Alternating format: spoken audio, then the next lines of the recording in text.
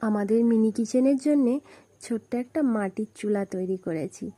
বাবুর বায়না, তার একটা মাটির চুলা তৈরি করে দিতে হবে, কারণ তার মেয়ে বন্ধু অনেক, তারা যে মাটির চুলাতে রান্না করে, ওকে না বানিয়ে দিলে ওর মনটা খারাপ হয়ে যাবে। আর এই ছোট্ট বিষয়ে তার মনটা খারাপ হয়ে যাক, এটা আমি চাই না। তাই কোনো দিন না করার সত্ত্বেও, না জানার সত্ত্বেও একটা ভিডিও দেখে নিলাম, নিয়ে একটু আমিও চেষ্টা করলাম।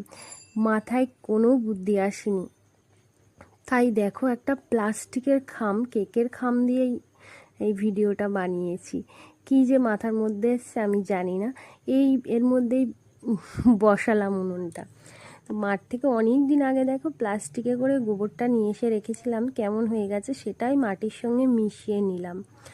নিয়ে আর সেটাকে ভালো করে মাখিয়ে নিলাম, নাহলে তো আবার দলা দলা হয়ে থাকলে উনুনটা তৈরি করতে অনেকটা প্রবলেম হবে। তো যাই হোক, এরকম একটা ভালো জিনিস বানাচ্ছি, তাই জন্যে তোমাদের সঙ্গে শেয়ার করলাম। বাবুর জন্য এটা অনেক একটা খুশির আর মজার জিনিস, আর তোমাদের সঙ্গে ভাগ করে নেব না সেটা কি হয়, তোমরাই বলো। আর হ্যাঁ বন্ধুরা, এত কম সময়ের মধ্যে তোমরা যে আমাদের ভিডিওগুলো দেখো, তার জন্যে আমরা চিরকৃতজ্ঞ তোমাদের কাছে। খুব কম দিন ভিডিও তৈরি করতে শুরু করেছি, আর তোমরা যে কজনেই আমার ভিডিও দেখছো, অনেক অনেক অনেক খুশি এতে আমরা। তো এভাবেই তোমরা আমাদের পাশে থেকো।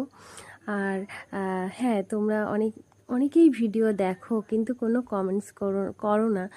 তো আমি অবশ্যই আশা রাখছি তোমরা আমাদের ভিডিওতে ভালো লাগলে সেটা ভালো দিক, ভালো কিছু অবশ্যই বলবে, খারাপ লাগলে সেটাও বলবে। কেমন বন্ধুরা, তোমাদের ছোট ছোট কমেন্টগুলো আমাদের কাছে অনেক মূল্যবান।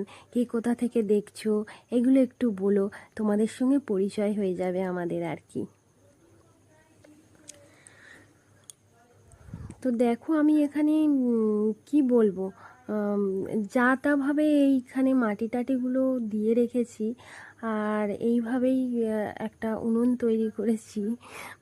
মাথায় আসছিল না, অনেক সময় ভিডিও দেখার পরেও যতটা সোজা দেখায় ততটা কিন্তু সোজা নয়, অনেকটাই টাফ ব্যাপার থাকে। তো যারা পারে তারা তো পারেই, আর আমি কোনো দিনও করিনি, এই ফার্স্ট টাইম। তো ফার্স্ট টাইমে যেটুকু করেছি, আমার তো মনে হয় মোটামুটি একটা